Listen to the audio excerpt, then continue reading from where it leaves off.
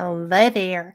I hope that y'all are doing fantastic tonight. I know I am. It has been such a very strange day. And I am going to tell you that I got caught unawares by the time change. It has not happened to me in years. And this is the one that I love. I can't believe people are talking about not doing a time change because to me, it just means, oh my gosh, you're being gifted a whole nother day of daylight. And then as it gets into the summer times and it's not dark until almost 9, it's like, this is heaven. And then we go back to the cold, drab winters. So I get that there's not really a reason for us to have it anymore. So there's a lot of discussion about taking it away. I would miss it so much, except for when I'm trying to be on time for a show with one of my favorite people in the ufology field. And I am lucky enough to welcome Kosta Makreas. He is somebody that I have interviewed before, and I have enjoyed every chance I get to talk to him. He is an ET experiencer. He is the founder of ETLetsTalk.com. And I think that his involvement with the People's Disclosure Movement, the People's Love Alliance, the Global CE5 Initiative makes him pretty special as far as helping other people be able to communicate or get an opportunity to experience ETs. I think that one of the things I like the best about him is that he just wants everybody to be able to have harmonious relations with other life forms. I mean, I do it with dogs. I do not do it with ET at this point. I have had experiences that make me kind of go, "Ooh, that was interesting. What was that?" And so Kosta is going to talk with us about what he does. I am really fascinated by him. I think you will be too. If you missed him the first time around, here's your chance. So, Kosta Makreas, thank you for being here. Thank you so much, Kat. That was a really lovely and harmonious introduction there. Thank you for all the kind words, and right back at you. What makes for magic on these podcasts is really, from my point of view, is the host as well. Somebody who can make people like myself, feel at ease, so we can open up, tell our stories, and get honest feedback. So you're all that, Kat. So Wow. thank you for Thank you. Well, thank you. Yeah, thank you. It works both ways, right? To make a successful presentation to your audience.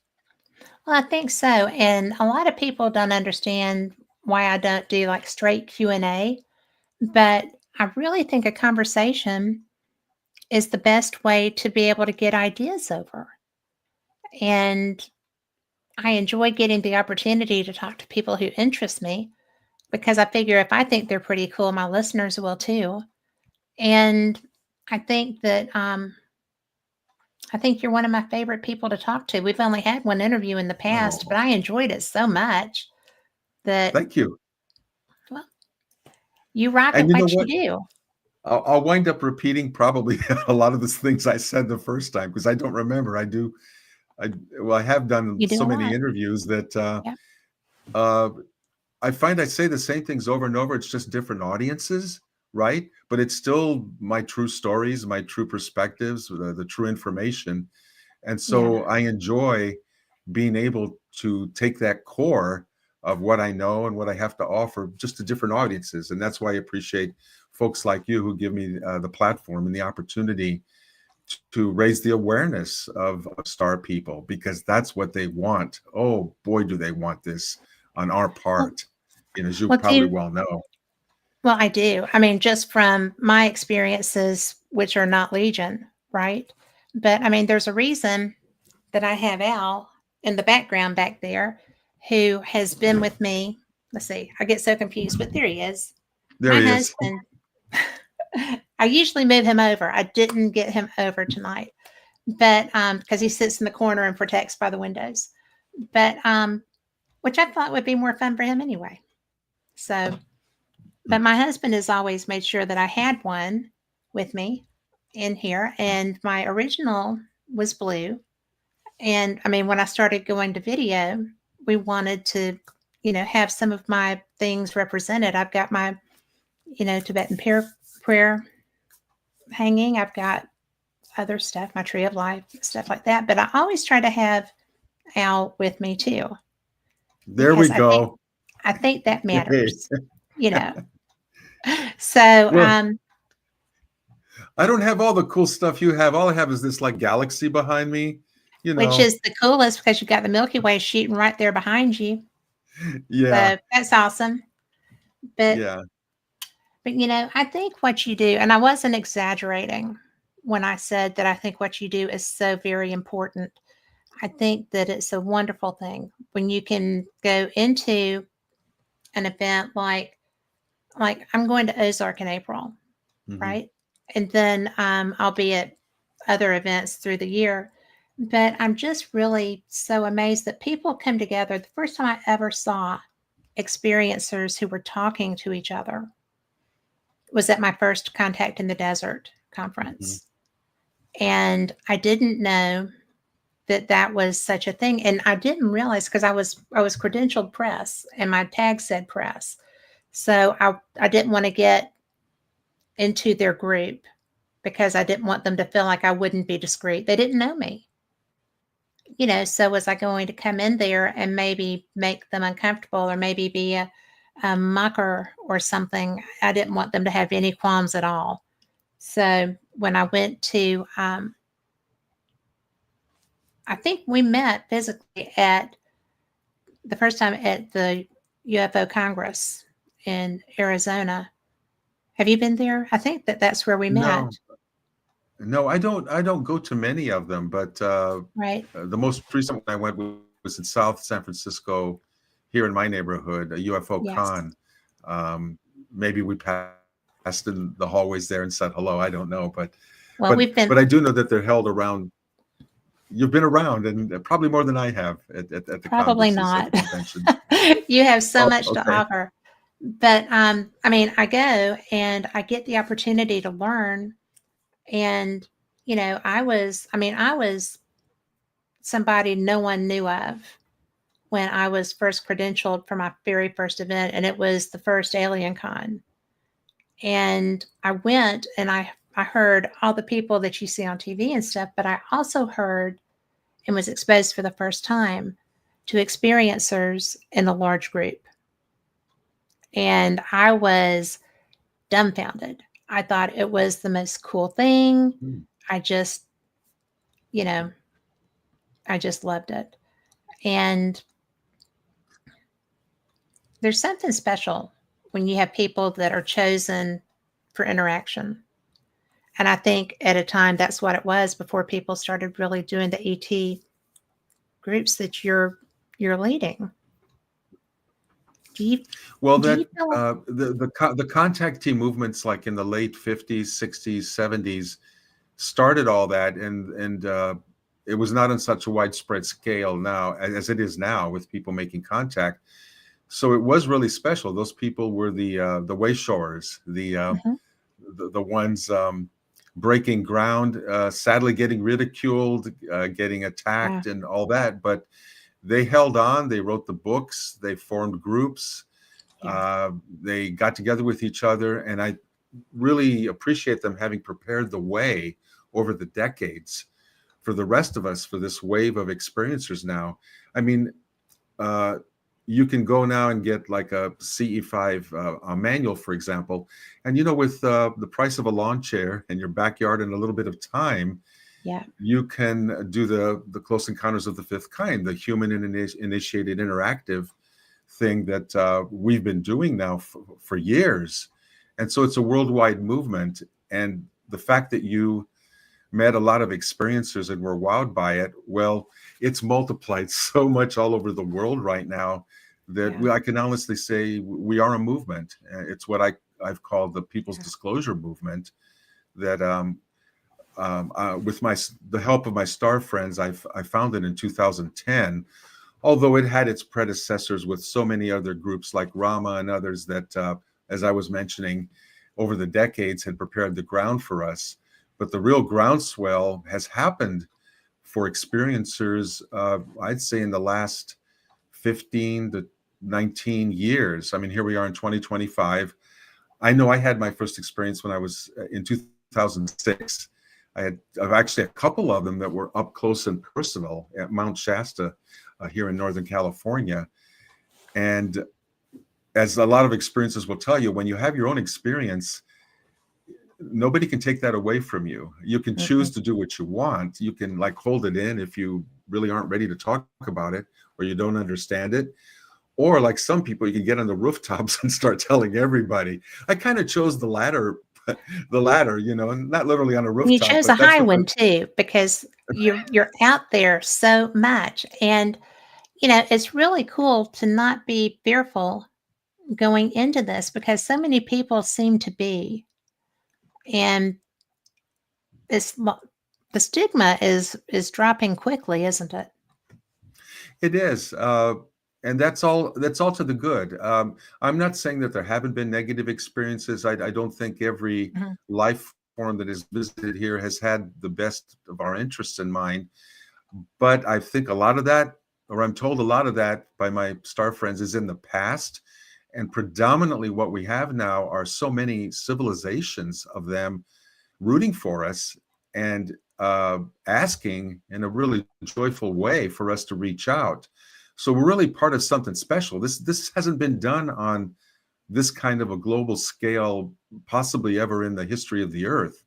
So I that's kind of agree. something I want to convey to your audience out there. The People's Disclosure Movement is really about the people. There is no one leader. As far as I'm concerned, everybody's a leader. You're the center of your own universe. You can grow it to one person, or you can get on that rooftop and create thousands of people doing this. The important thing is that the organic growth is happening one way or the other among us, the people, rather than through governments. And I know what's really fascinating right now, at least on the government side, is groups like Citizens for Disclosure that my colleague Danny Sheehan Mhm. and his friends are promoting from the New Paradigm Institute. They're working in the government areas of trying to get legislation and committee hearings here in the United States to push through the veil and break the veil of secrecy that has been there, that's been hiding the UAP, UFO phenomena for so many years.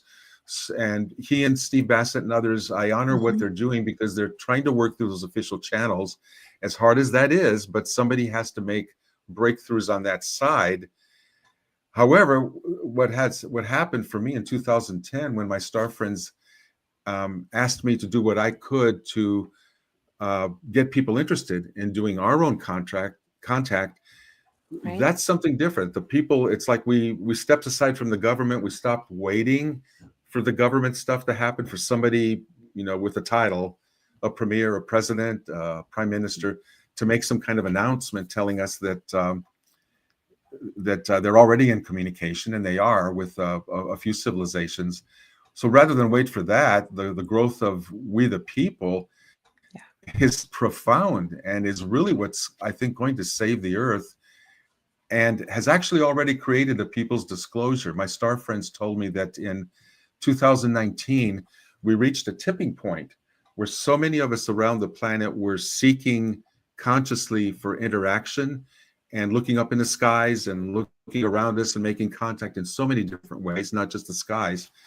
So many of us were doing that and were open-minded that what they said was a tipping point was reached, where moving forward from 2019, no institution of authority of any kind, religious, governmental, whatever, social, none of them can ever again cover up what's been covered up for 80 years here in the US. So it's like the future is ours. We own the future of contact, and every day more people are joining and making their own contact, and sharing it with their friends. Uh, this is a really wonderful thing because we've taken the reins of the power back from those. We always want to look forward to someone, an authority, telling us this is the way things are, and then you wind up waiting for a while till, and maybe you never hear what you want to hear. So you have to take matters in your own hand, and that's what the People's Disclosure Movement has been about, and continues to be about. Is we're creating the future of the contact, and let me tell you, our star friends are, to use a pun, over the moon about it. They're very joyful. They said that our movement, the People's Disclosure Movement, has exceeded every expectation they had of it. When they Wow. talked to me, yes, and they said it's a snowball rolling downhill that can't be stopped. Now, they gave me that image, and that's a powerful image. It's an avalanche of a good kind. It's Yes. rolling over the status quo and the cover up and blasting that open so that the whole world can see that, hey, we're being visited by many friendly civilizations, and I Yeah. emphasize that overwhelming numbers who are waiting to communicate with us and to co-create a golden age with us. They've told me that we're not supposed to look at them as gods. They basically said we're family, we're elder brothers, sisters, and cousins. So think about that. You have an elder brother, sister, cousin who can be a mentor, who's maybe walked down the road a little bit further than you have, discovered things you haven't, has scientific things, spiritual things to teach you. Hey, you want to make a connection with a being like that. And that's what they're Well, seeking we right need now, is those for us to reach out connections. and meet them halfway. We need those connections because heaven knows anytime that we get anything powerful, we kind of flub it up. It's just like, Yeah, oh, yes, we have these weapons. This should be wonderful on the other side of the ocean. It couldn't possibly hurt us. I mean, it's just crazy the things that humans have rationalized for themselves in the past and I present. totally, I I totally mean, agree. I mean, it seems that the history of humanity hasn't been a pretty one, right? I mean, and there's no nation that doesn't, I believe, that doesn't have, let's say, blood on its hands, because in turn, one uh, empire or another empire has done the same playbook, which is, you've absolutely. got something I want, I'm going to invade you and take it, and damn you, Human and I'll nature keep is doing that until ridiculous. somebody stops me.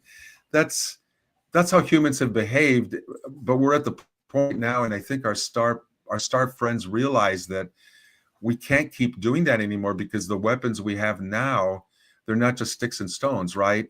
They have the Yes. capability to end all civilization as we know it. So they have noted that about us. Perhaps in their own evolution, they've reached a point where we are right here on Earth right now, where they're on the edge of maybe destroying their planet, or we're to destroy their planet in one way or another. And then they may had a breakthrough instead of a breakdown. And that's what I'm really hoping for as I talk to people out there. We're making this contact not just because it's cool to see the lights in the sky, and I still love those, because I know I'm I looking at love craft those. that are being piloted by intelligent beings, and we can get messages from them and other kinds of communications. But it's not just about that. It's really ultimately, it's a spiritual thing where we're connecting with those who want us to positively evolve past our animal past, and have the breakthrough to have a golden age, because we have that potential as humans. And that's why I insist that people reach out to these other civilizations who maybe have been on that path and have some mentorship. They won't do it for us, but they want to co-create, and that means partners. They're not the gods. They're just way more advanced and have learned a few more things than we have, and they just want to help out. And some people may say that's such a cliche, that's so naive. No, it's not. No, I have seen stuff, and I know a lot of people that have communicated with these civilizations, and some of the the marvels they have scientifically and medically that they want to share with us, free energy and things like that. Those are real, and we've seen evidence of that. So why wouldn't you want to hook up with play on that team instead of well, doing the same old thing? I agree totally about that. And one of the things I did not realize the capabilities that they appear to have until I was um I was talking with Travis Walton, who Uh-huh. is a famous abductee. Yeah, yeah. Um and he came to realize that his experience wasn't being taken because they were evil, wicked, mean, or nasty, but because in his nosiness to get up close to that craft, he got caught in a backwash, Ah, and he would die. They took him to save him because don't want to leave a dead human on Earth with with people having seen Yeah. it happen, right? And Yeah. so, and they presented in ways to alleviate his fear, or tried to, until he woke up and they were not um, human forms. And they Hmm. left the room and came back in a human form. But he had already been wigged out by what he saw the first time. But yeah, but they were trying to save his life, and they did save his Uh-huh. life. So that was the first time I ever heard of that kind of Ah, interaction. You know, I well, I'm here always, to. Yeah, I'm sorry. I'm Go sorry, ahead. Go ahead. we're both apologetic, but you know, it's interesting to me that people are still so fearful, and they're fearful just because we keep being told, no, you know, this isn't real. It can't possibly be what you're seeing. Um, any number of things of that nature. And yet, it is what people are seeing, it is what people are living through. I want to speak to the fear thing. We have Please. been conditioned, and I'm old enough to remember when I was young in the 60s and 70s, a teenager and a very young adult. That was the prevailing thing. You looked at what Hollywood was producing in Hmm. TV shows and in movies. Most of it was fearful in one way or another, or violent in regards to star people, to other civilizations. Science Yes. fiction fan, so I'm not putting this down because I think I'm elite or better than that. No, I was in the thick of all that and loving it, but I now realize in retrospect that most of it was negative. It was engendering fear, and I think that's part of the cover up, because the powers that be behind the scene were wanting to hide the presence of the star people, realized that if we knew that we could make contact with most of them, who were most benevolent or maybe neutral, then it would be over for them. So they had to get into the secrecy, make us be ridiculed, lose our jobs, get institutionalized.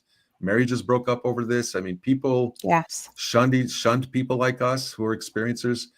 It wasn't a happy time to be breaking through. But fast forward now, that's different. Uh, Hollywood has caught up a little bit, and there are people out there who are trying to present the positive kind of message that you, Kat, would appreciate, and Hmm. other people. And I would give a shout out in that respect to the Hollywood Disclosure Alliance, Yes.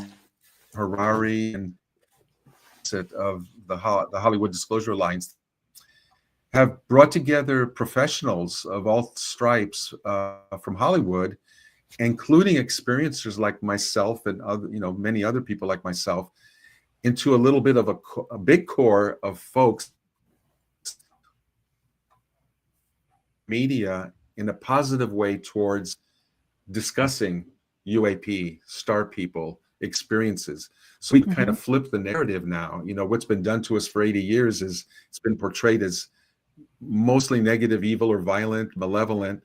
And now we're trying to turn that around. So the HDA, the Hollywood Disclosure Alliance, is an answer to what is needed. It's a remedy of using media now moving forward to uncover the real truth of who's here, and the potential of bringing in experiencers like myself and so many others who can speak to the positive aspects of this, so that we can, the best way to predict the future is to create it. Yeah.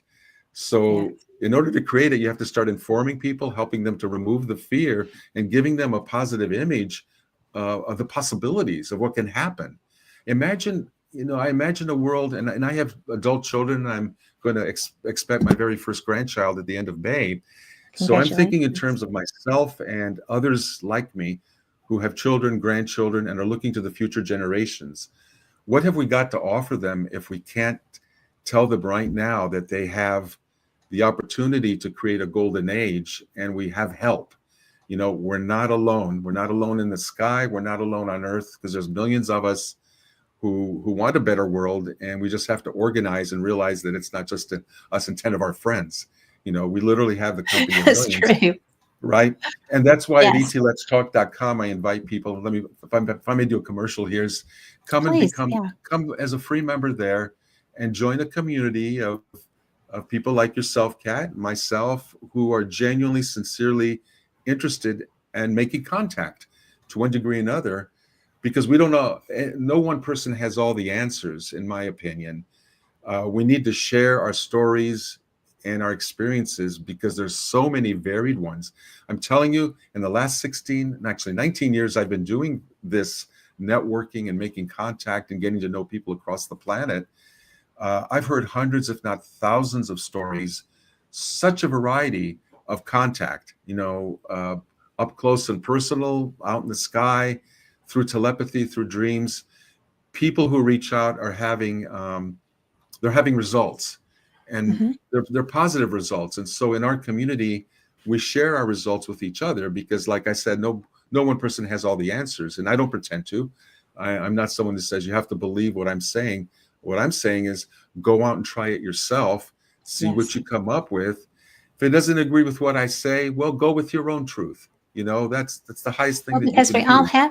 we all have our own truth, and that's in every aspect of our lives. It's really cool when that when you get the opportunity to tell somebody, you know, this is going to sound crazy, but you know, and I just want to know, have you experienced this? Because it was really cool for me. And it's important that we get that kind of communication. And I think that what you're doing is leading the way on that so strongly. You It's know what? And the more people you meet who open up to you, I don't think of myself as just a teacher. I mean, I'd like to teach the contact, but I'm also a student. Mhm. Every person who comes and joins the net and writes to me or communicates with me in some way, I learn something new. I learn about a new experience they had, a new mode of contact, or some new information that enriches me and the people I know.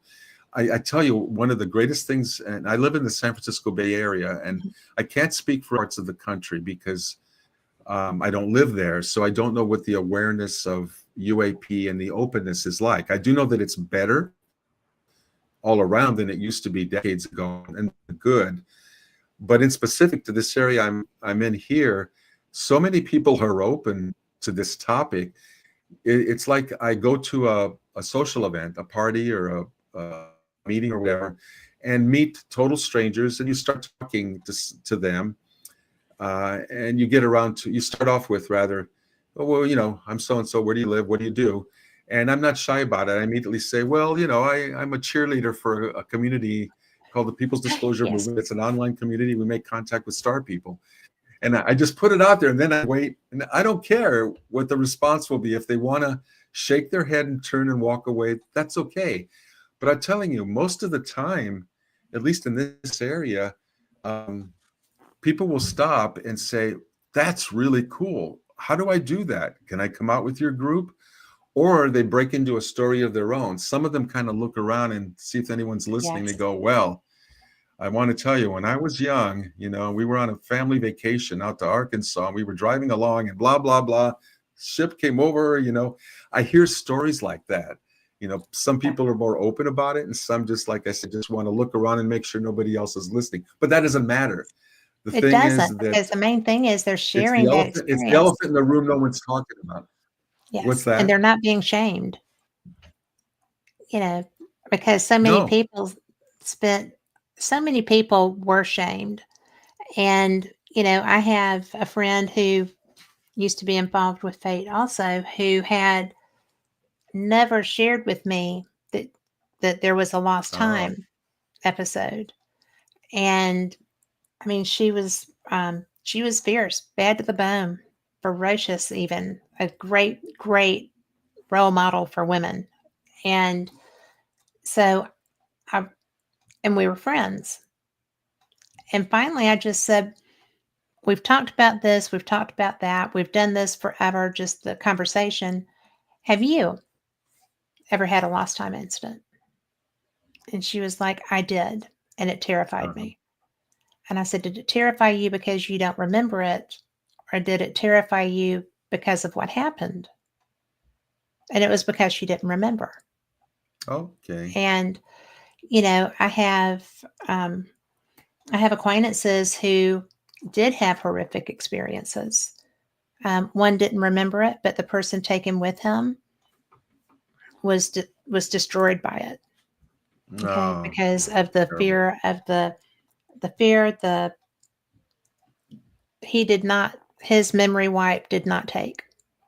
Oh, And when they woke up the next morning, they were in a tent, and my friend went to open the window, the roll up the window on the tent, and his camping buddy was like, "Don't do that. They may still be there. Don't," and just went oh. bananas. And I don't know what happened, but it was not something that he wanted to have a repetition of. And I know that to date, I think that those are the fewer experiences based on what I hear. You know, I know that going back to Betty and Barney Hill, that was that was a rough interaction. And I also found it interesting that they didn't know how to work a zipper. Oh That's, man. I mean, seriously, Betty's Yeah. dress was never, they couldn't unzip her dress. I didn't know that. I mean, I would never have thought that was a thing. I guess they don't use them.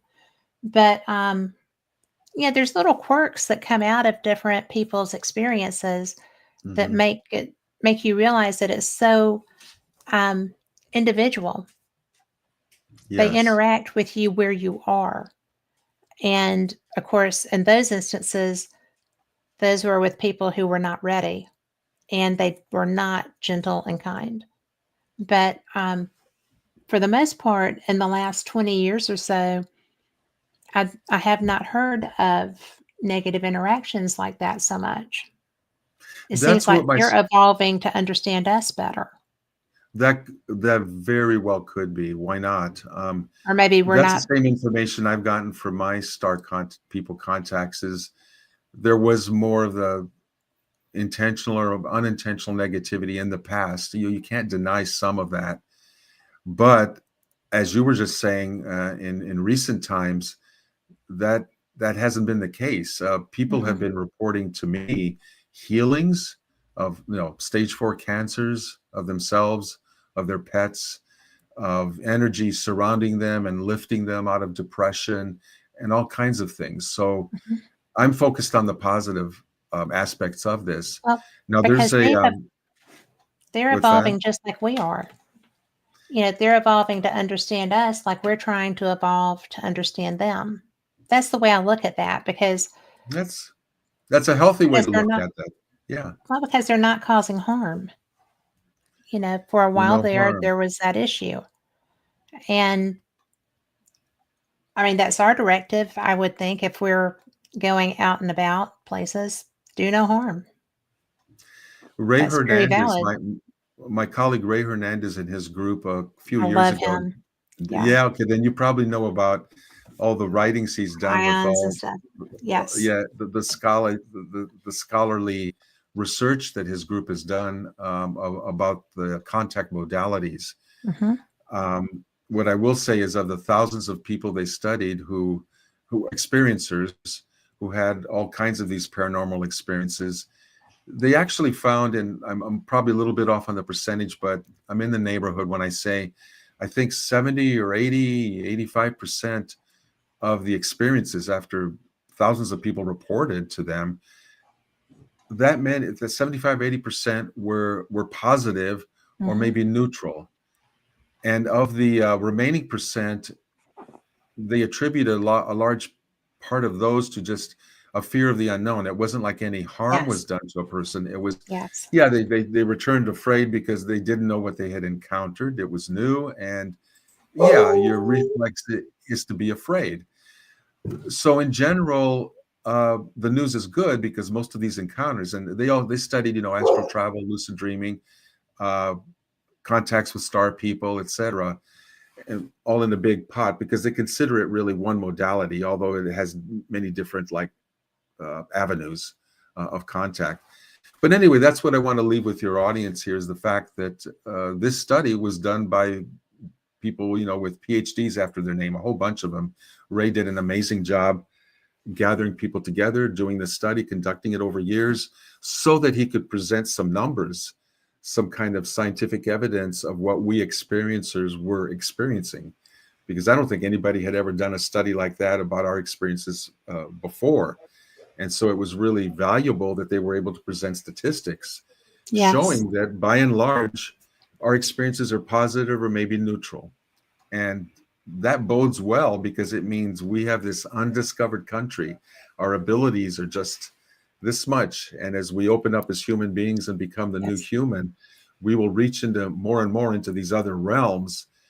And I think with those kinds of statistics that they presented, we can have some confidence that as we reach out and open up our senses, that we'll encounter something positive or neutral, so that removes a lot of the stigma and fear and allows us to be to go forward, without that fear, Yes. with courage. Well, and it's anything new requires a certain degree of courage. You cannot just Yeah. the average Joe, okay, cannot just you know jump out off the cliff and trust whatever. But because I know I had an experience here, I'm a hammock Hmm. layer, and I had an experience with a craft that was shielded in a cloud. It was the weirdest colored cloud. They didn't do a very good job, but it was like a greenish yellow cloud that was Uh-huh. just coming across. And I was on the phone with someone. And I was like, "Do not hang up, please." But I just watched, and it came out of the cloud, but there weren't any portals. I mean, you could see where there should be, but they weren't clear. And I was just like, "This is so weird. This is so very weird." And it was like the typical 1950s description. It looked like an upside Oh, down really? pie pan. And it never left that cloud, and it just kept moving. It went by me. And I was just like, this is not what I anticipated, Well, and it's But funny you don't call yourself an experiencer, but that right there qualifies in my book. that well, that that's I don't maybe say it's I'm not a. not. I mean, Oh, I see. that Maybe I was that. misunderstood. Well, I mean, I'm talking about the people. When I talk about the experiencer groups, I'm talking about the people that have personal person to person interaction. Okay. Okay. And to my knowledge, I have not had that. I have had weird people show up who, when I turned around, weren't there anymore. But I also investigate the paranormal, so that can go either way. But Yes. Who's to say what's especially terrestrial and what's extraterrestrial and interdimensional? There can be right. blurring. You Interde- just have to ask the question if you can in the moment, like, who are you? What are you? yeah. And see what you Where are get. you from? Where you I would from? like to know. I would like that because I'm always afraid if it's a human spirit. I don't want to be like, you know, what are you? I'm not sure what to anticipate here, but I have done that. But I just try to, in that instance, when I was trying to see them, and they wouldn't open that, and I did know that it opened, so there was some communication going there. But I'm like, I really want to see, Hmm. and no, and they just pulled back into the cloud, and the cloud just Oh, went up. So, I mean, because they had pulled out of the cloud, and that was, and I knew it wasn't a dream because the person on the phone with me was like, "Are you okay? I'm still here. Are you okay?" And right. I'm like, "I'm fine. I just didn't want you to hang up." So, Yeah. because that was a big deal to me. Well, I'll be interested in the future as we stay in contact. If you try your own CE5, your own human initiated contact, I have what you done that. get, because clearly they know how to find you already, They do, um, because of that experience, and uh, it's up to and I didn't you, panic. I mean, right? they And I they think that they that's valuable because they can be sure then that next time that you won't do the panic, you won't do the fear, and maybe some more personal communication like what you're talking about is then possible because you've already shown them that you can handle it, at least at a Well, I hope distance. so. Yeah, You know, I got really excited one night, because I had seen these, they look like tin cans, they ride together, and they just, were going. And when I was in Phoenix, the MUFON video expert guy was there, and some man came up and showed him footage that looked almost exactly the same. I They're see. they're staggered, they're moving in tandem. And the response that he gave to that man was, "Oh, that's Starlink." I had never seen Starlink, so I didn't know that that was hockey. I And see. so when I was out on my deck a while later, brilliantly lit. I mean, like the galaxy behind your head, okay? Hmm. White lit, same thing, staggered, moving in tandem together. And I have an air refueling wing nearby. So I'm like, I'm looking for a tether, right? There's not one. And they're not planes, they're barrels. So I was just like, I got excited because I'm thinking I'm seeing Starlink. I came in from the deck telling David, I just saw Starlink. Oh my gosh, I'm so excited. So fast forward, I was at an event where there was a sky tour happening, and Starlink went over us. It was nothing like what I saw or I what that see. man told. That, yeah. And that man happened to be running that night tour thing. And so Hmm. I was like, He was wrong. was he though? Or was he deceptive? I mean, Oh, he's brilliant. He is he is one of the most brilliant human beings I've ever met. And he is MUFON's video and photography evidence guy. And I was like, why did you tell that man that was Starlink? And he was like, well, I didn't do that. I was like, well, we'll say that, but I saw the same thing. And I was so excited thinking it was Starlink, and you just showed me Starlink now, and it's nothing like that. And he was like, I really don't remember that. And I was like, well, I do, because I mm. saw the same thing that man showed you. And Well, so so what do you make of that? What do you think was the motive? for not saying it, Yeah. I think that I don't know what I think about that, because I know this person. I think that he's a very special human. But where would why would that happen? I mean, um, I can't think of an honorable reason Mm. to have not been forthcoming with that. And I just don't know, you know, when that conversation made me really rethink that person. Yeah. And Understandable. I hate that. Bec- Yes. Yeah, I even said I have an air refueling wing right here by me. I helped design their unit coin, right? I know where they Mm. are, I know what they do, and I know what they look Mm. like. And it was not an air refueling practice operation. That's not what they were. So it was just really, I don't know. I mean, do you feel like all of the organizations that are supposed to be um, looking into this, helping with this, doing things with this, do you feel like, I don't think they're all honorable. Of course, there are attempts by those who want to and have promoted the cover up to infiltrate organizations. I mean, that's sadly a time honored thing, not only in the UFO yeah, UAP that's realm, but true? in all the rest of world society, no matter what country you're in. There will be agents, people who try to disrupt, bring in disinfo. So you can't say anybody's really pure unless you're the one who's created your own group and you can vouch for yourself and what you do. I Yes, like to think that that's me. I like to vet things. And if somebody shows me I'm wrong about something, I'll listen to the facts and change my mind if I sure. have to. Well, I And mean, that's you have just to be open. You can't just fall for anything. You have to be willing to Oh yeah, analyze what's there in front of you.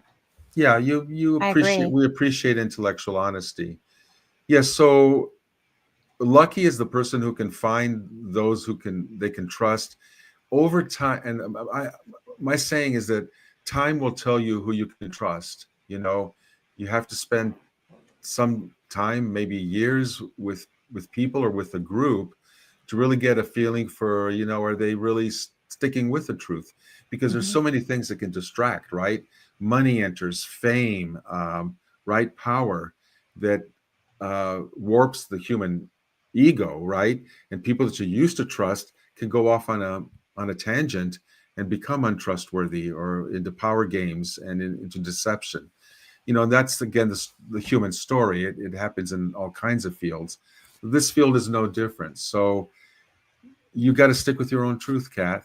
Whatever you Well, feel as you reach out about this uh, is your right to do that. And if you feel you can't trust that person, then at least the operating parameters. Maybe they're trustworthy in a certain other ways, but when it comes to this other area, you got to watch your step then. I don't well, know. and I That's think just that's in general advice I would give. What's it's that? every walk of life. Yeah, Yeah, it that is every covers it. walk of life because Humans are humans, no matter what group we form, what lever labels we wear, and all that. We have a lot of the same ego things that drive us and distort us. it's so bizarre, isn't it? I mean, humans are so complex, and it's just not something that we can ever really be sure of anyone but ourselves. And as long as we're conducting ourselves appropriately, I think that we draw, like draws like. And one of the things that I'm really excited about, we're talking about the CE5 and all of the activities happening with that. And then we've got the political side with Paradigm, who is trying to get support. They have support, but they're Mm, trying to get yeah, validation. And in fact, I have one of the guys coming on later this, beginning of next month. But that's great. I'm really excited about that. But one of the things that I know with you, because I've watched you for a while, but and also with the gentleman that's going to be joining me is that they want to help bring experiencers and and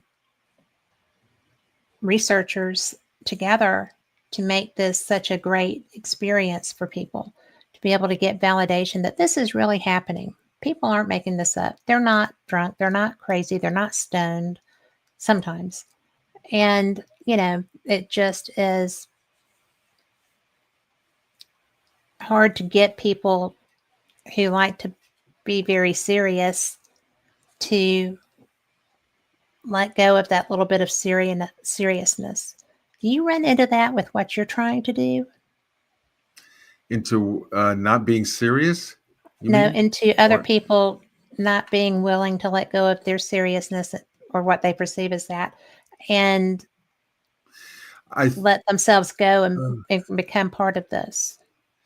oh, I have met people I know who cannot let down their guard, and even talking to me as an experiencer, I've encountered that on numerous times because they have a professional title or they have funding from a university or from some foundation or whatever, and so they have and I'm not saying this in a negative way. They have a career, an image Mhm. that they have to present in order to stay credible to a certain audience, to a scientific audience, right? Or some other kind of audience. So they may not let down their guard unless it's behind closed doors when no one's watching and they can, admit to personal experiences that they couldn't do publicly.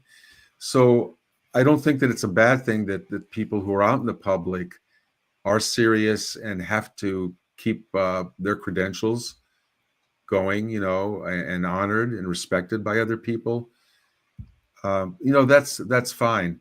But at the end of the day, we need to laugh. We need to party.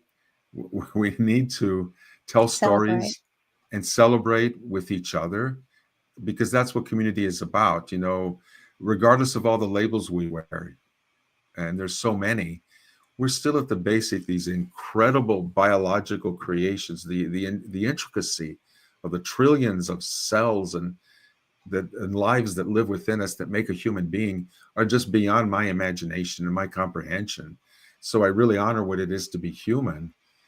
And then on top of that, society layers and divides us with all these other labels.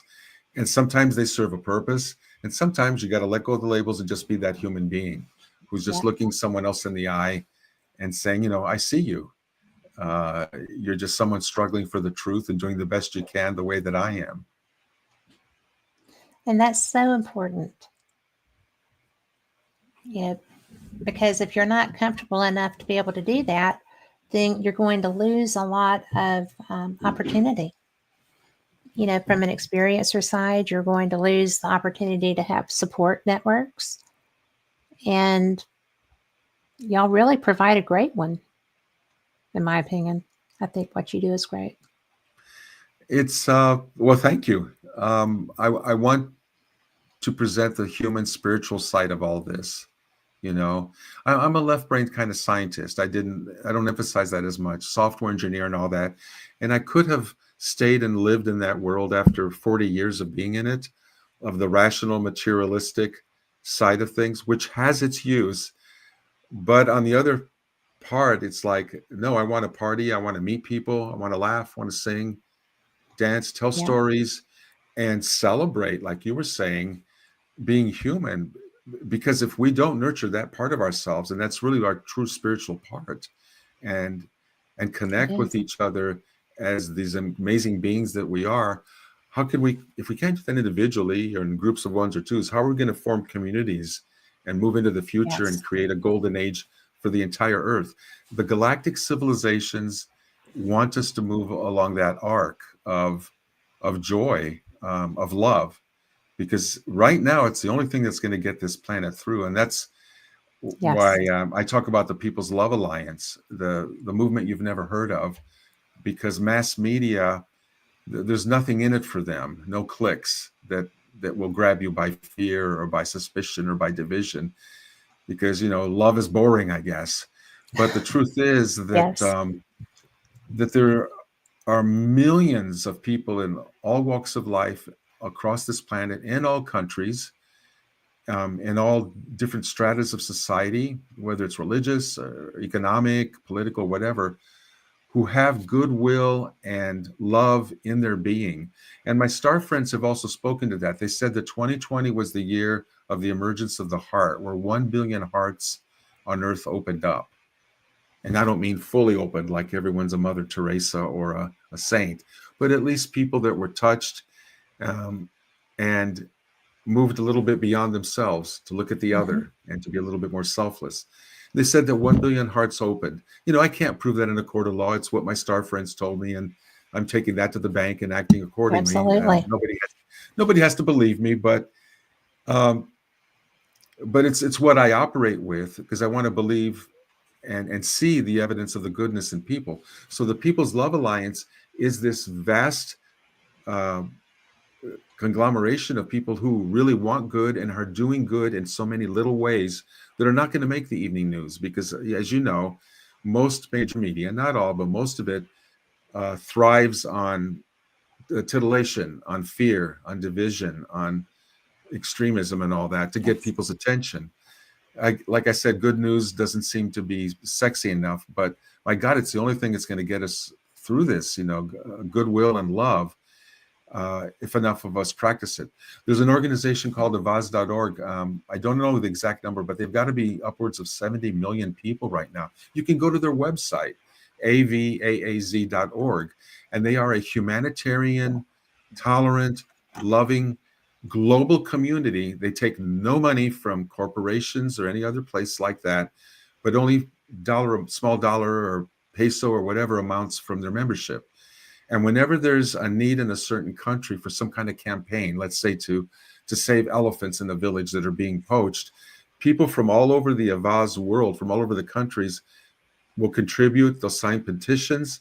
They'll lend some of their expertise so that in a local way, the Avaz members who are trying to make something go right in this campaign, say for elephants, has all this international support, and they win lots of victories. You can go to the website and read all about the ways that people have jumped in to help each other. People they will never meet, they will probably never know, but they respond from the heart when somebody says, I need help over here to right some kind of a wrong. Can somebody help me?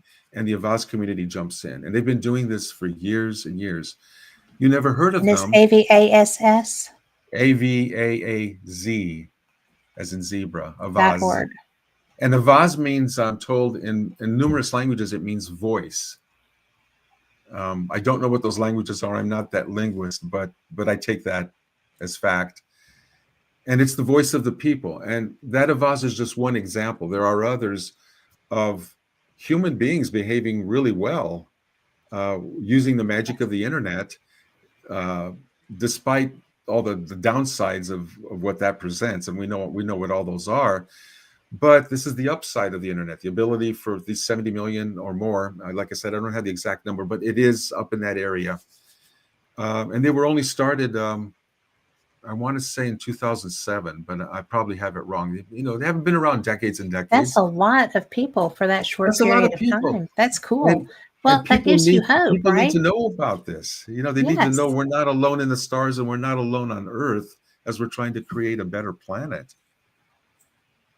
That's brilliant. We should have led with that. So, Oh, no, well, I I'm just kidding. gave, and that's why my star friends say that because they're not wanting to be perceived as gods, they're not rushing in here to solve our problems for us, although they will cooperate and they will lend their expertise if we ask, and they want us to ask. They also say that it's up to us to do our own spiritual evolution. And so groups like that are within the People's Love Alliance is the term that I coined. There are many networks within that. Avaz is just one of many. Anywhere you find a group who you can feel the heart energy coming through in some way in their mission statement, in the work that they do, in the words that they use, if you can feel that goodwill, you know that they're a member of the People's Love Alliance. And again, they won't make the evening news or the morning news, but there's millions of them out there. And if Well, you and go online and look for good news and find some of them, start with the Avaz, and mhm. it'll inspire you. You start reading, like when you go to Avaz, you can scroll what members are writing in. Hey, I'm a member from Zimbabwe, and we had this campaign to bring water to a village that had never had water before. Now they are growing crops and all that. Thank you, everybody. And it That goes is on and so on from all cool. over the world. It's inspiring. And we need that because, like I say, we just think it's us and 10 of our friends that give a damn about the world. And it's not true. It's more like tens and tens of millions of our friends that we'll never meet. But where we meet is in the heart space in the earth, you know, because through the heart, we really are all one anyway. But it's sometimes nice to know that we have those neighbors out there. It keeps us going Well, it another day. is because, in fact, I was just recently contemplating. I saw an organization, I can't remember the name of them now, that was actually helping with giraffes. I mean, they're pretty, but they're very ungainly and they get themselves in trouble sometimes, right? Hmm. And they're great prey because they're, awkward. But it was interesting because they were, I found them through the Birmingham Zoo, but I I try to see. follow them. And it was so interesting because, like with Avas, what you're discussing here, people come in droves from everywhere if they're aware of where they can help. Yeah. We as a species want to be active, I think.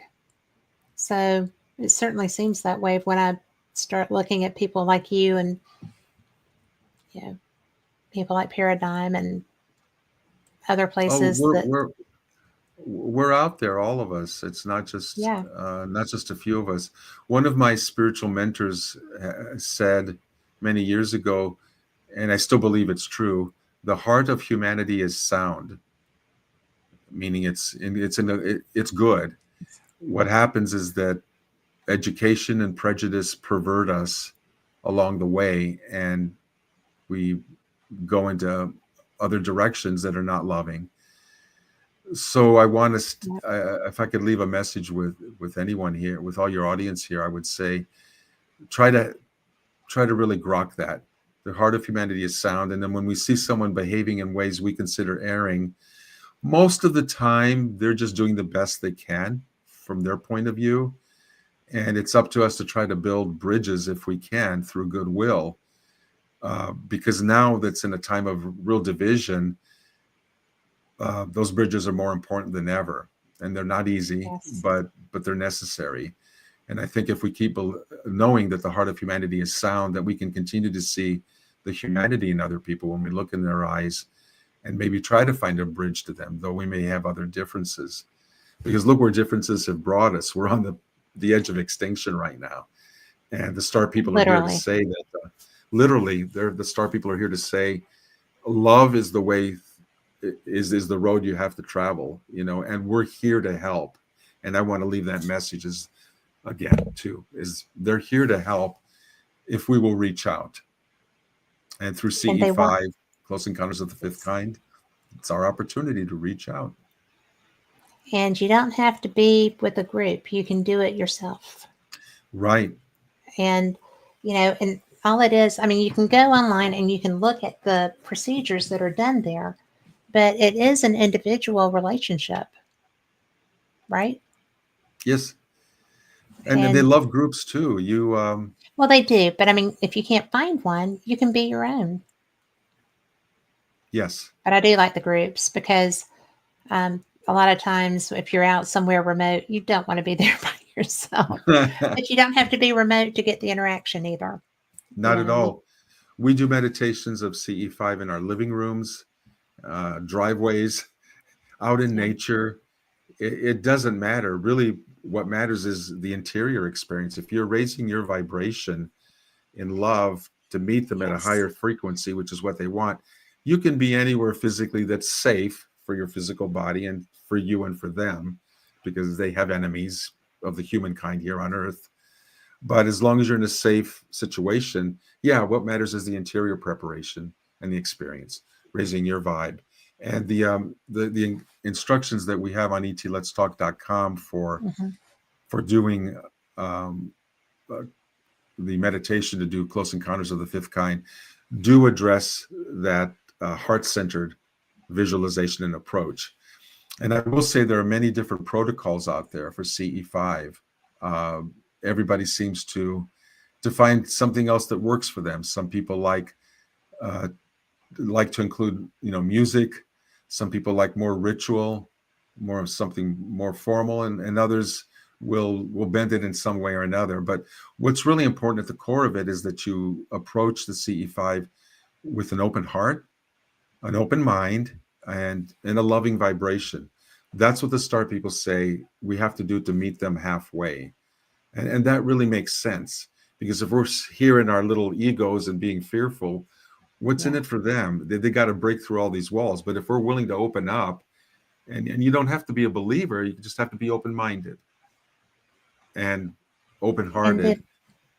And yes, that's the core of all the good CE5 protocols out there.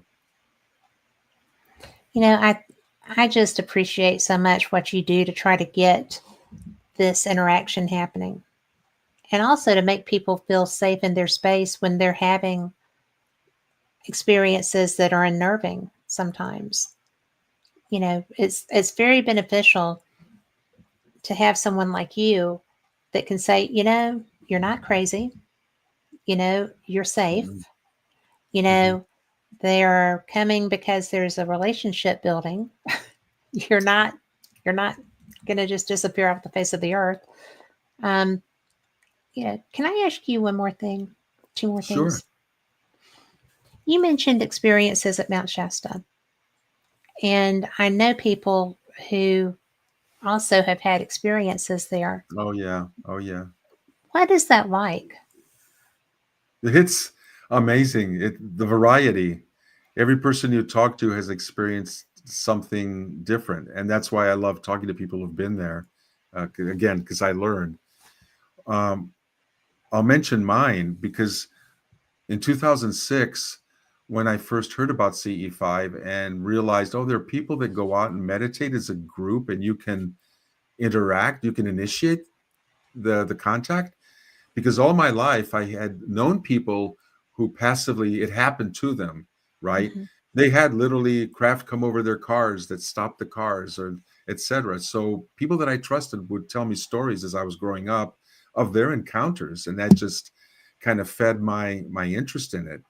But not until 2006, when I learned that people were doing CE5, did I understand, oh, you mean we can initiate this? We don't have to wait Yeah. and maybe hope someday it'll happen. We've got control. So with a lot of enthusiasm, I took the week off my work and my home life to go with a group and to learn how they do that at the foot of Mount Shasta, which is in Northern California, about 4 hours, 4 or 5 hours north of where I live. And during that week, among experiences other people were having, seeing lights in the sky, orbs in the trees, having telepathic dreams and communications from star people, I finally had my own. So when it becomes first person, it's awesome because it's not like you just are listening to the story of someone that you do trust and you Right. believe them, but suddenly it's your own. One night after our group had disbanded, after doing an evening of contact, maybe it was around midnight, most people were going home, getting in their cars, going back to their rooms and getting ready to start another day the next day. But a bunch of us hung around still talking about what we had seen that night in the sky, what we experienced in our meditations, etc. Well, someone tugged my sleeve because we were standing in a clearing surrounded by woods with a mountain, majestic mountain up there just off in the distance. And at the edge of the clearing, someone tugged on my sleeve and said, look over there. And I swear about not 6, 7 feet away, I looked at the ground where this person was pointing and I saw materializing out of thin air a sphere, maybe about 3 feet in diameter, real close to the Oh, ground. wow. And I was rubbing my eyes going, is it the shadows? There was a moon that was setting. So, of course, my scientific mind is going, okay, let's eliminate everything that this could be before I start getting excited, before my right brain can go, woohoo, right? So my left brain was going, all right, calm down. Is it this? Is it this? But my right brain was rewarded Yay. because this sphere, which was opaque to me, like a gray opaque, it became more solid. Like I say, dissolved out of thin air, like a slow dissolve, like you might see in a movie. But it was there. It was round. It was floating above the ground. No vibration that I could hear, no sound, no smell, no other stimulus or nothing disturbing. But 10 of us, 10 of us were standing around there looking at this thing for half an hour. Um, a few minutes later, a person across from our circle, as we're kind of whispering and talking to each other, nobody thought to take a picture. We had cameras, it's like, and we're not sure that it would have turned out because it's been our Right. experience in the past when we tried to take pictures of amazing stuff, darn it, the camera would die, the battery, or the Yes. picture wouldn't show up, etc. So I can't be too hard on ourselves for at least not making an attempt that might not have turned out. But one of the members across the circle said, hey, I just got a telepathic message from the beings in this little sphere, which, by the way, we think was part of a larger craft that hadn't totally materialized. Someone got that sense, and we couldn't prove that. We didn't see that, but we did see the sphere. And like I said, we couldn't look into it. So the message came to this one person who said, they tell me they are scientists and they're here studying the human energy system. And I thought to myself, I can believe that. We're Yeah. someone's PhD thesis. We're the rats. Pretty much, yes. And that's okay. Absolutely. But so I'm nodding my head and looking at this thing. I now have a little bit more information. Well, standing next to me is a friend I had made that week, a young woman, and I call her Gloria, not her real name, who's a really good psychic, really nice person, really talented. And she had been standing next to me watching this sphere.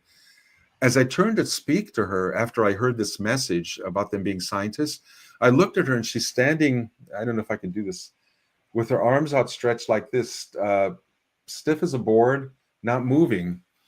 And I'm going, that's weird. And I wanted to shake her and go, are you okay? But I thought, she looks okay. Something's going on, and I don't want to interrupt it. So I'm just going to stay right here in case it gets weirder and she needs help. I'll be Right. right here.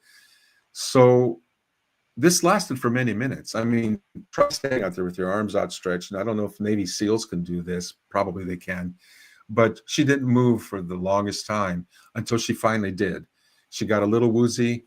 And I looked at her and I said, Gloria, are you okay? Do you know where you are? Do you know your name? Except I used her name already, but do you know where you are? And she said, I'm okay. I'm a little disoriented, but I'm fine. And so I asked her, well, what happened? You've been standing here, not moving a bit, and something was going on. What was it? And she said, well, I was telepathically approached by one of the beings inside this little sphere, the starcraft. And the being asked me if it had my permission to merge with my energy system and to study my energy system, to study me electronically or vibrationally, whatever. And of course, we heard none of this, the rest of us, because this was going on in her telepathy. And so the being asked her for her permission. That's a good way to start. That You can is, relax. yeah. And to her credit, she negotiated with it. A lot of people would have at that point run away with their hair on fire for their car, right? But she was very cool and very composed. And she said, I told the being, yes, you may, but I have 3 conditions. And the first condition is that I always remain aware of my surroundings. I don't want to be knocked out. And the being apparently agreed, said yes. She said the second condition is that you leave when I tell you to leave. When I say the merge is over, go. And the being agreed to that. Her third condition was, and this was said in all seriousness, she wasn't trying to be flippant or anything. She said, no messing with my sex equipment, no probes and stuff, in that part of my body. Not going to happen. And the being agreed to that. So during mostly the half hour that she was standing there, apparently this experiment was going on with her permission, Wow. under her conditions. And at the moment she kind of felt woozy, I believe was at the moment that she interiorly, I'll get that out somehow, said to the being, okay, time to go. I'm done. And it left. And Yeah. she finished her story, and I looked over, and that sphere was starting to dissolve away. And then it was gone. So I'm looking at that going, this just blew my mind. No physics class I ever took can explain what I just saw, and nobody can talk me out of it. I'm Yeah. stone sober. I'm actually cold, very alert, in the company of 900 adults. And then this happened with this woman who I trust, and I saw with my own eyes this thing come, and then it went. So it blew the box open of my brain, and I thought, what do I do with this? I can stay quiet. I can talk about it. Well, what I decided to do was to get on the internet and start organizing people, because my attitude was, I'm nobody special. If I just had this experience with these other folks and all we did was this meditation, and this happened, other people can do this too. So I want to reach out to others, tell them the experience, get them excited about it, and give them some steps that they can replicate their own, or not replicate, but have their own experience. So that was the beginning in 2006 of my outreach on the internet. And then a few years later, the People's Disclosure Movement was born when my star friends reached out to me. And that's a whole nother story. I don't know if we have time for that, but I'll Well, be I happy to have tell. time. I don't know if you have time. I'll take the time because Are you it's sure? important. Yeah, Thank you. people, I think I would like people to know where the People's Disclosure Movement, for me anyway, started. Yes, Uh, I the would like to four know that. years, the 4 years between 2006 and 2010, I was mobilizing people, collecting email addresses and reaching out on the internet, teaching people and telling them, start your own groups. You can do this too. Look what happened to me. You can do it too. And they would write back with their own experiences. So just kind of was building on itself. It was exciting. But in 2010, my wife, who is a very good clairvoyant, was contacted by star people in a channeling session,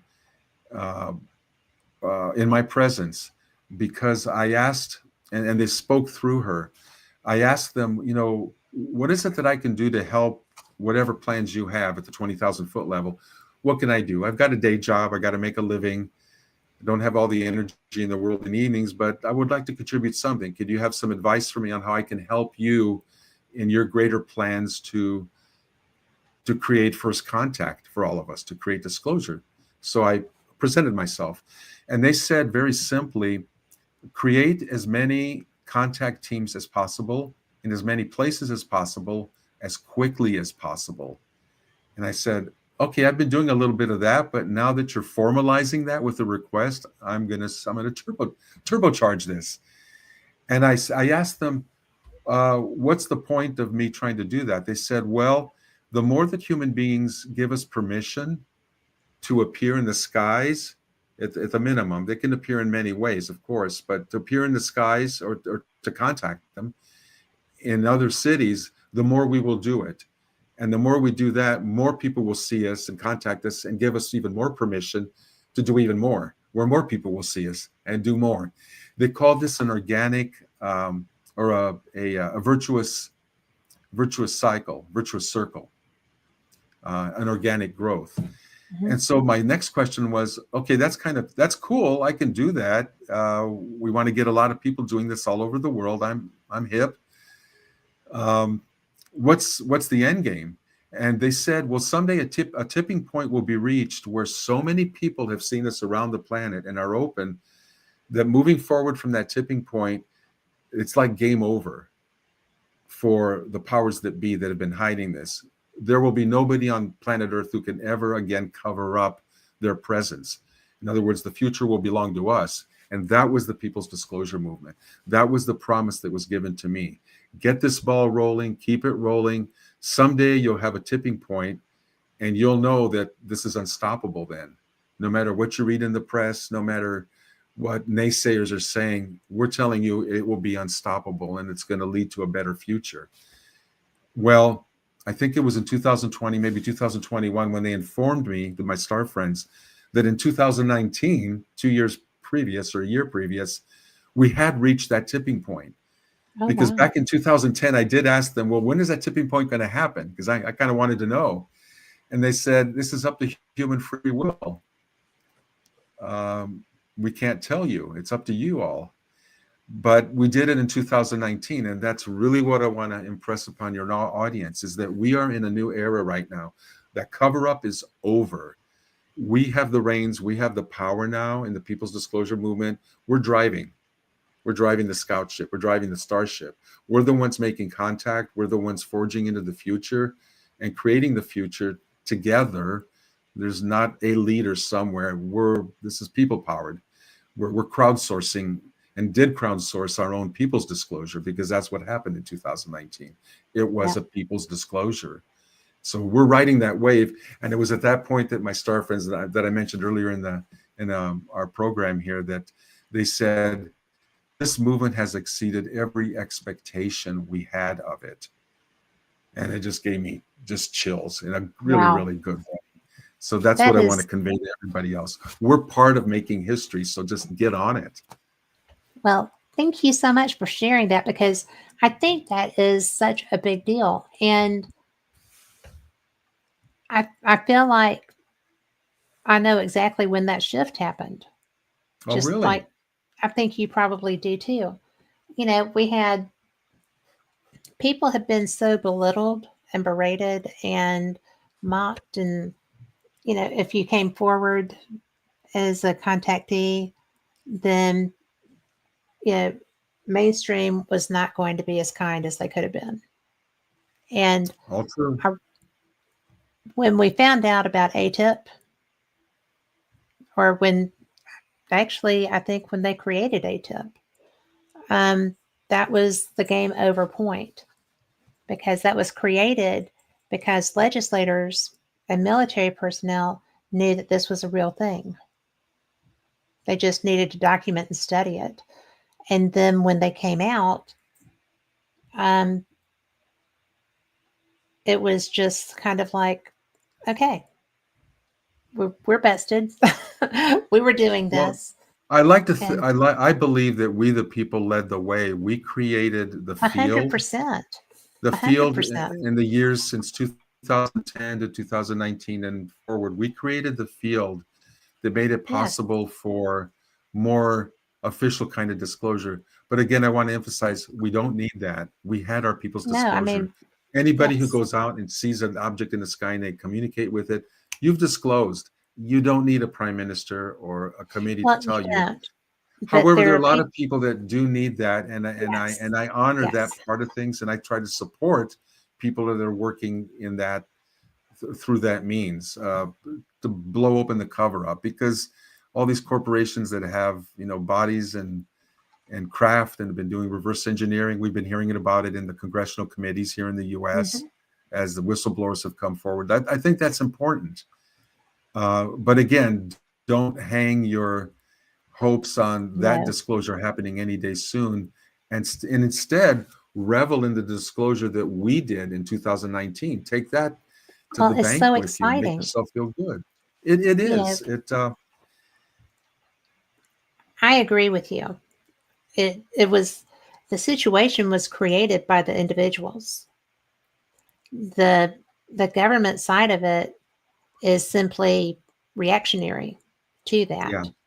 And it's really fun to watch them react because they have tried to put people in their place and make them, question their own sanity, make their families question their sanity, make right.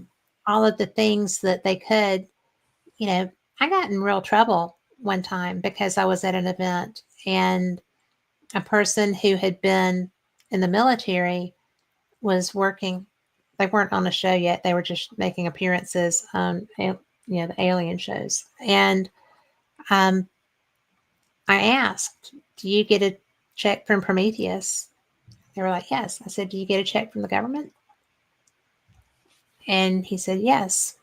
And I was at a podium in a lecture room. They had just finished their presentation. Wasn't the best place to ask these questions, but I wasn't going to get another chance. And I just said, "So, disclosure or disinformation? Which are you?" And I never got an answer, Yeah. except that he turned very, very red and swelled up like a bullfrog. So years later, I'm at a scientific conference and he was there. And I just said, "Hey." And he was like, "Hey." I was like, "I'm sorry I put you on the spot in a crowd, but," and this was not a crowd. I said, "But it comes to my attention that you never answered me." Hmm. And he was like doing the red thing again. He was like, "I would never betray my oath. I would never betray my oath to my country." And I was like, "Oh, gotcha. I know what you mean. Not gotcha like I gotcha. I mean, gotcha like I get it." Yeah, I yeah. was like, I appreciate that. And I know the answer, So, I will be dead gum if when I had to do my new profile, he didn't friend me. And I'm like, well, okay, maybe I'm not such a horrible person for putting him on the spot after all. But it's just interesting that I was in a room full of people who believe when I asked Hmm. that question the first time. And he was not in a position to be able to be forthcoming, Right. or chose not to be forthcoming. And so I'm just shocked as all get out that he friended me. Just, You go, in, girl. in You go, girl. retrospect, what was he Yeah. thinking, right? But because this, having done everything that you've done for so long, one of my favorite things when I was offered Fate Magazine Radio was that I would get to have these conversations. And when I started, I had no idea that I would be getting a chance to talk to you.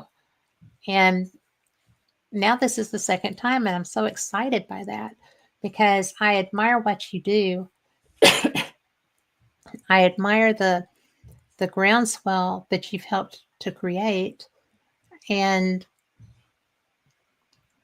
preparing people's mindset for what's coming, because it's going to be so big and so huge. And I hope that physically I'm able to still be here.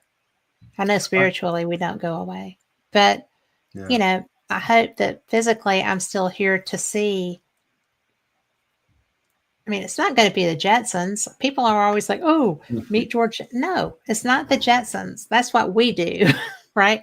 But Yeah. it's just so cool to think that people, serious people, are working to get this to be a happening thing. And I thank you, because when you started, this was not as mainstream as it is. No, not at all. I've seen the Not even changes in the 19 close. years. Yeah. I have And something to look forward to. I know what you mean about wanting to still be around. I echo what you're saying. It would be nice to be around and see it manifest in the way that our vision, our highest visions are. My star friends have told me that before I leave this body, I will walk with them on Earth. Now, does that mean I get a special show some Saturday, or am I going to be part of like a mass landing to do that? I don't know, but they dropped that crumb, and I'm taking that to the bank for right I now. would take it to the bank. By golly. And I'll be sure to But come back and talk to you if you're still doing this, if that I happens. will, you can find me if I'm not still doing this. I want to know, because, hopefully I'll still be doing this, because this is such an exciting time to be in this field. It is.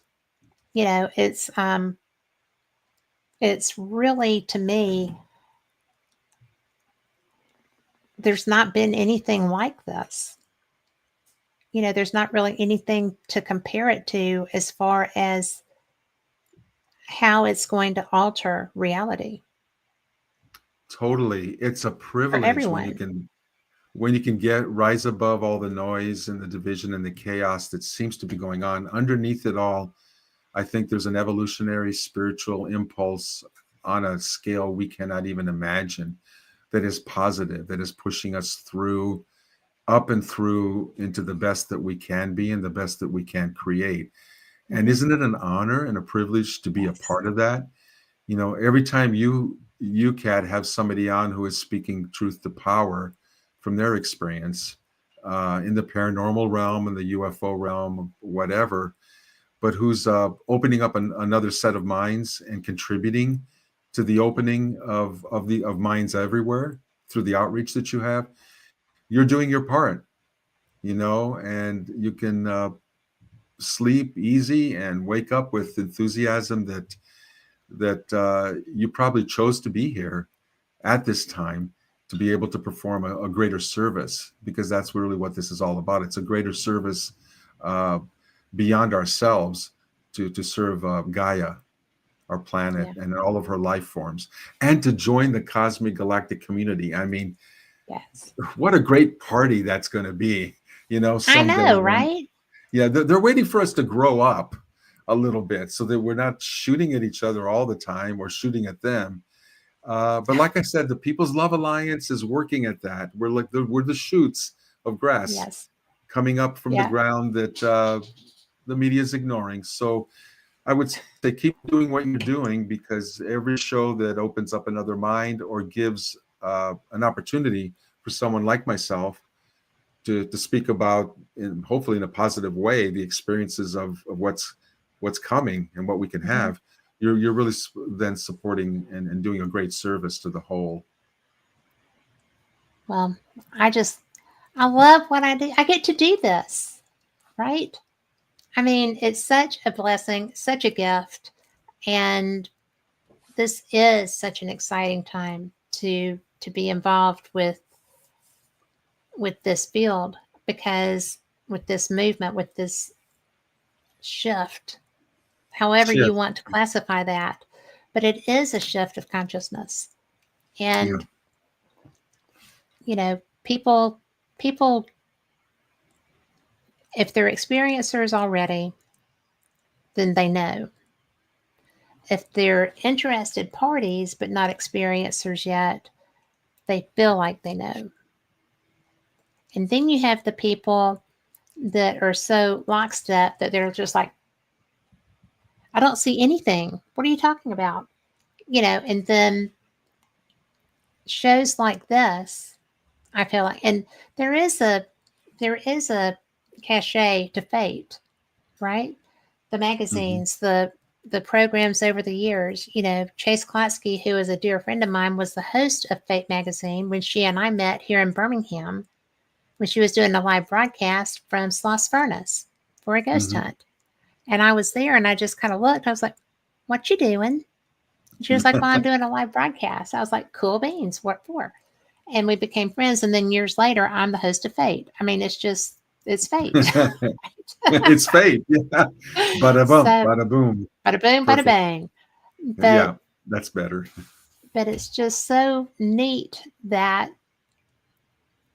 things were that was set up back then. It was probably set up well before then. And Right. then when Right. there was an interim person that turned out not to be quite as, you know, straightforward, reputable, whatever.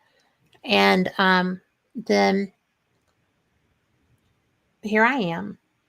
And I'm just like so blessed, A, to be able to consider Phyllis Gaudi a friend, and B, to be trusted to represent her babies, you know.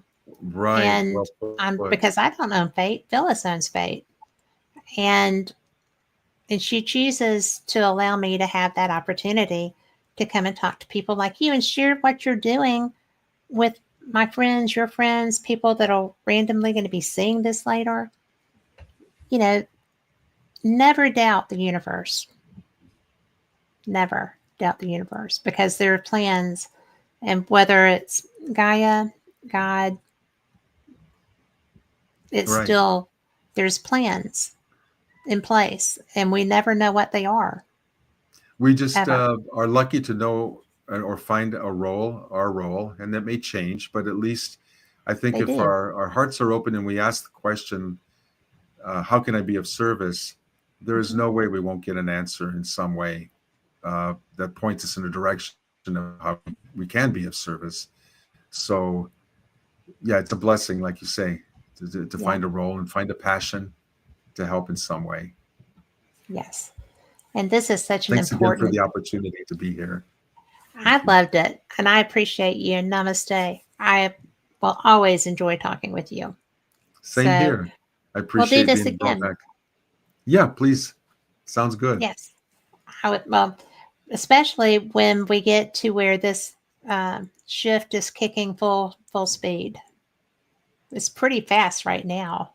I think it's speeding up. So yeah, so hold Yes. on. So hang on. I'm going to be grabbing hold. I'm going to be riding that wave. Yeah. But thank you, Costa. Thank you, I know Kat. that we have gone far past where you were going to have time tonight. I just appreciate you doing that, and I appreciate your time. And I So, appreciate yours. Thank you for the opportunity to talk to your audience. absolutely. Very And this much. show is going to be broadcasting in a couple of weeks. You'll find us on Roku and Fire Stick under the Dark Realm Network, which is a subscription channel. But oh my gosh, it's all kinds of fantastic paranormal stuff and UFO stuff too, Okay. and alien encounters. And however, we're going to classify this one, which is spiritual awakening and bringing ourselves into alignment to be able to have even better lives. So that sounds pretty good, right? It sounds great. Good luck with your continued outreach. You're Thank you. doing You great. too. Okay. You Bye bye. too. Bye. And for everyone listening, I have a surprise for you because Costa was only going to be here for an hour. So I'm going to pull my microphone over. Hang on. Okay. So I asked and I received because I reached out to Phyllis and said, I did some readings from some magazines, and there were so many people that reached out to me and said, I love that. I was like, well, okay. So I said, I need more magazines. And I showed you the ones that I had before. This is the steampunk. Okay. This primary story is ghosts and UFOs, but it's also dolphin speak. And for those of you that know me, you know I am a dolphin girl. So then we have Carl, this one's for you. Norsemen in Minnesota. Okay. And the runestone is authentic. This one is from January of 2006. And then for my Canadian friends, Charlene, Mounties face the paranormal.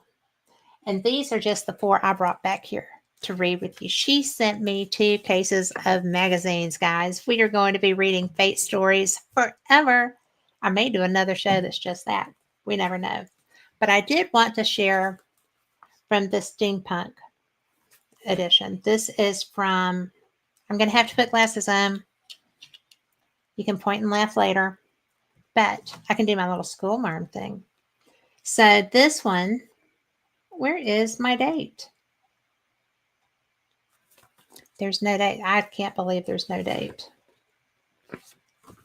I have never had a fate magazine that didn't have a date on it. It doesn't matter. But this one has the Curse of Leap Castle and the Rip Van Winkle Alien Abduction, which is what I'm going to be reading. I'll tell you why when we get there. But if you come through here, they have the full contents. And I'm going to tell you, I'm coming down through here. Micah Hanks, David Weatherly, Cheryl Costa, Nick Redfern. These are all people that have been on with me on Fate Magazine and radio, and I think that it's so much fun. But the story behind the Rip Van Winkle article is that I've had Cheryl Costa on. Y'all have heard her before here. And we were talking, and she was like, yeah, I read an article for Fate Magazine back in the day, and it was never published. I never heard anything about it. And so Phyllis and I were talking, and I was like, my guest said that she had submitted back in the day, and Phyllis said, I ran that story. Well, Cheryl didn't know. So this is the edition, and Phyllis knows so much, and she's so good that she actually knew the exact volume edition that it was in and sent 2 of them to Cheryl. So Phyllis is amazing. When I talk about that lady, y'all just need to know she really is it. So this is actually an investigative analysis by Cheryl Costa. And she says, upon reading the classic Rip Van Winkle by Washington Irving, I was left with the overwhelming impression that the Rip Van Winkle story had all the same major elements as a modern account of an alien abduction. Rip Van Winkle was published in the 1820 and is set in the colonial Revolutionary War era in the Hudson Valley and Catskill Mountains, which are still hot spots. Hey, Mort. They are still hot spots for activity. The character Rip Van Winkle is a Dutch settler. He is a free spirit and popular among the villagers, most especially the children. Alas, Van Winkle has a wife who henpecks him unmercifully for being lazy. One day, Van Winkle ventures into the mountains to hunt squirrels and encounters a small and unusual little man struggling with a keg of liquor. Van Winkle helps to carry it. He ends up in a strange amphitheater-like place where more of these odd short men dressed in antique Dutch garb are drinking and playing ninepins. Sounds like bowling. Van Winkle, upon drinking some of the exquisite liquor, falls into a deep sleep. When he wakes, he returns home to find his wife is long dead, his children are now adults, the country has had a revolution, and 20 years have passed. Van Winkle's story has a happy ending. He is taken care of by his children, and he spends his days at a tavern with the other elders. He is respected and no longer henpecked. The Rip Van Winkle story reports classic abduction characteristics, encounters with strange beings, an unusual summoning, a strange location, remembering wondrous things, waking up in an odd place, limited memory of what happened, and an unusually long period of lost time. Irving settled in Tarrytown, on the Hudson for the last 2 decades of his life. It's important to note that Tarrytown is barely 50 miles from Middletown. American author Whitley Strieber of Great Communion fame, Communion is his book. Whitley Strieber owns a year-round cabin in the Middletown area. In his 1987 book, Communion, A True Story, he reports that he was abducted near his cabin location in December 1986. The Hudson Valley and the adjoining Catskills has been a hotbed for UFO activity for years. However, through my research, Cheryl's, not mine, I learned that Irving drew his inspiration for Rip Van Winkle from Peter Klaus the Goatherd, a German folk story by Johann C.C. Nachtigall, published around 1800. I came away from the Nachtigall, that's hard for me to say, even with German origins, even more convinced that somebody in antiquity had an extraordinary encounter experience. The ghost, tongue-tied, the story of Peter Klaus the Goatherd. Johann C.C. Nachtigall's story begins in the mountains of Littendorf at the foot of a mountain in the Kyffhausen Hills in Germany. Peter, a humble goatherd, has the habit of grazing his flock in a pasture surrounded by an old ruined well. Peter noticed over a number of days that his best goat had taken to wandering off, usually returning in the early evening. This activity concerned Peter, so he watched her closely and finally managed to follow his prettiest goat into a passage that led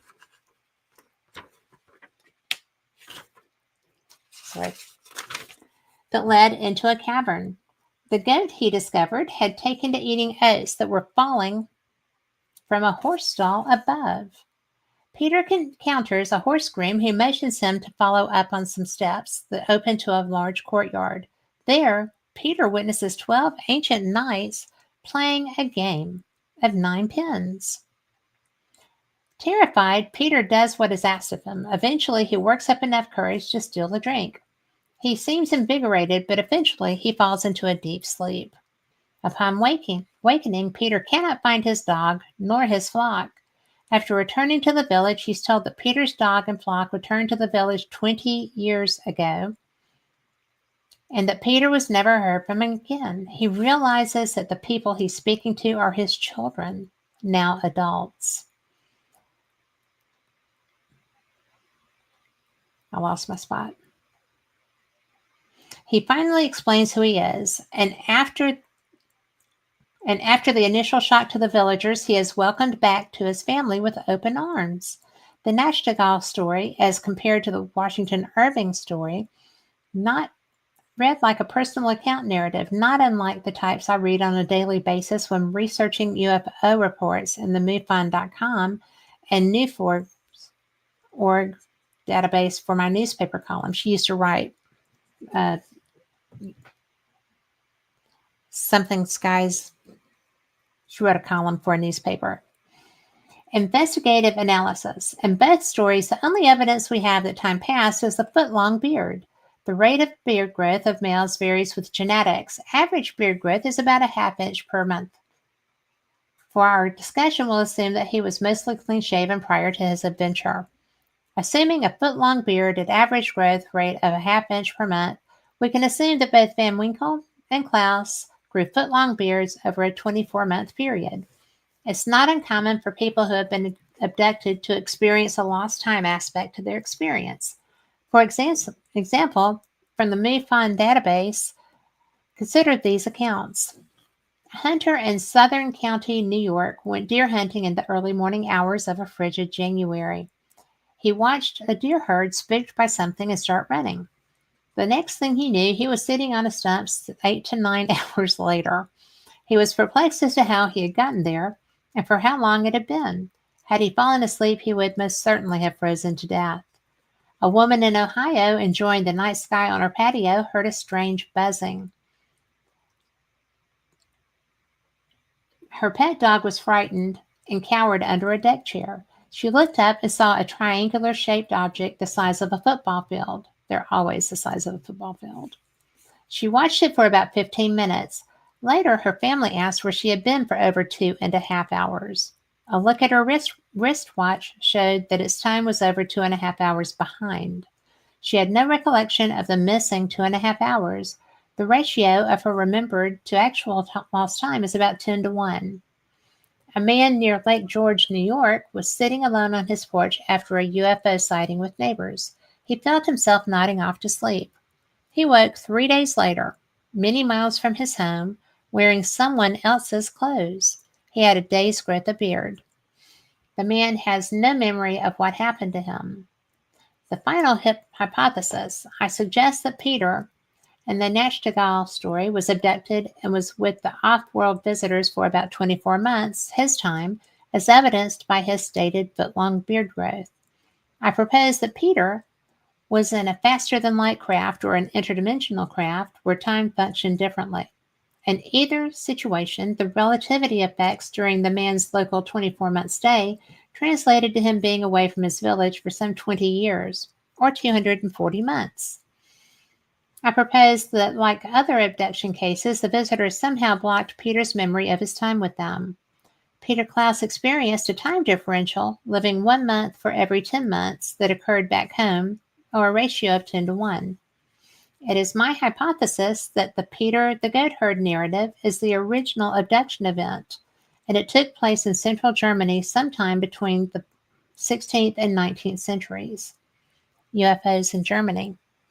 The Nachtigal story is set in the Kyffhauser Hills in central Germany, located on the border of the German states of Thuringia with Saxony-Anhalt, about 150 miles south of Hamburg and 150 miles north of Nuremberg. It was recorded in a broadsheet, an early form of newspaper, in the Gazette of the town of Nuremberg, that on the morning of the 4th of April in 1561, the town's resident awoke to what can only be described as some sort of aerial battle taking place over the city. The English translation of the text is as follows.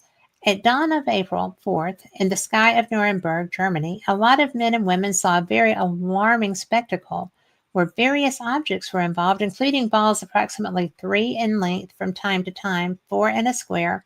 Much remained insulated, and between these balls, one saw a number of crosses with the color of blood. Then one saw 2 large pipes, in which small and large pipes were 3 balls, also 4 or more. All these elements started to fight one against the other. That's the Gazette of the town of Nuremberg. It's not really well written in our... Hey, Tom McNicholas. Yes, I was late too. After it, there's the above image. All right, there's the image of the battle that she was describing. And there is what's going to be relevant to our next one. The battle is reported to have gone on for an hour. And actually, that's a woodcut by Hans Glasser. And that was April 14th, 1561. That is how old that image is. So the battle is reported to have gone on for about an hour. Hans Glasser drew a woodcut of what he saw during the event.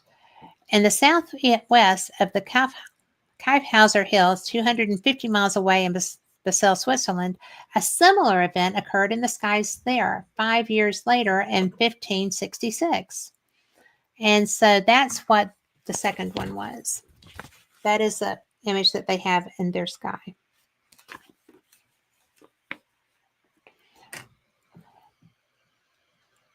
The residents witnessed 2 huge wheels hovering in the sky above their town. The art clearly depicts the townspeople pointing at the objects, and this event was most likely a famous occurrence in the town's lore. And that image is from November 4th, 1697. No, this is not a new phenomenon. Central Europe, and specifically Germany, has been highly active with significant aerial encounters for centuries. These were the big events that someone wrote down or took the time to record. What about the small events? Well, those never got recorded beyond some local oral tradesmen. So, I'm sorry, these just blow me away. What about small events that never got recorded, some beyond oral tradition? Did Peter the goat herd wander into an alien vessel and spend, 2 years with them setting their 9-pins? Did this historic person experience the relativity effects of faster than light travel and or interdimensional travel, causing him to live where time isn't? Well, not the same as here. Peter Klaus the goat herd and the story it inspired, Rip Van Winkle, seem to suggest that the answer is a yes. So, I think that's pretty interesting. I mean, did you know that these experiences were actually recorded in the 14, 15, 1600s? How radical is that, right? It blew my mind. I just think that these things they're just interesting. And I usually do read a little bit better than I did that time. I was trying to balance things. And let's see, there was another one that I wanted to share. This is actually a classic David Weatherly story. And, when I interviewed him, we were talking about a book that he had written about haunted lighthouses because I'm a lighthouse girl. But we're going to go with David's story because we don't have that much time left. But this one is about one of my favorite possibilities, which is brown-eyed children. This is actually a pretty long article. We got 10 minutes. I can do it. I can do it. Micah Hanks has got a story in here too. We'll read that the next time we go with this edition. All right. There is the graphics for this story. And it's always the, just let us in. Won't take long. Don't let them in. So, black-eyed children, a chilling encounter. I'm going to put this over here so that I feel like I'm not just ignoring you. So, I just did something that was interesting. I'll come back up here. I'm going to give Carl a heart attack if I keep moving stuff around like that. Sorry, Carl. So, a chilling encounter. It was early evening, and Margaret had just gotten home from work, taken off her shoes, and made herself a cup of tea. All she wanted to do was relax, read a book in her easy chair, and then turn in for the night. She just sat back and opened at her bookmark when the rapping started, a long, monotonous knocking without break. It wasn't urgent like someone in a panic, just resounding, continuous, and somehow it was very unsettling. She put her book and tea aside and went to see who was there. The knocking was still going when she opened the door and found a young boy in a hooded sweatshirt standing outside. She thought he was about 10 years old, but the sweatshirt was oversized and baggy, so it was hard to tell. She knew right away he wasn't someone from her neighborhood. "Can I help you?" she asked. "I'd like a cup of tea," he said. Margaret was nervous. The boy was looking down when he spoke, and although he was young, there was something threatening about him. Though she couldn't see his face, she felt like she was being looked over, and she had the disturbing feeling that the boy knew she had just made tea also. Had he been spying through the window? "I think you've got the wrong house," Margaret replied. "This house is as good as any," he said. Margaret felt her heart rate speeding up. She was home alone, but still she couldn't understand why she was getting frightened just dealing with a kid. Of course, the boy's voice was cold, and he didn't exactly sound like a child. She wanted to close the door, but something seemed to be preventing her from doing so. In fact, she realized that she had opened the door fully, something she wasn't in the habit of doing for strangers. "Go on now, just invite me in and we'll continue," the boy said. Margaret was frozen. Fear was creeping in and starting to overwhelm her.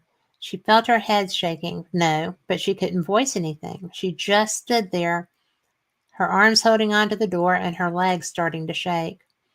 The boy raised his head as he repeated his last statement. He was more insistent this time.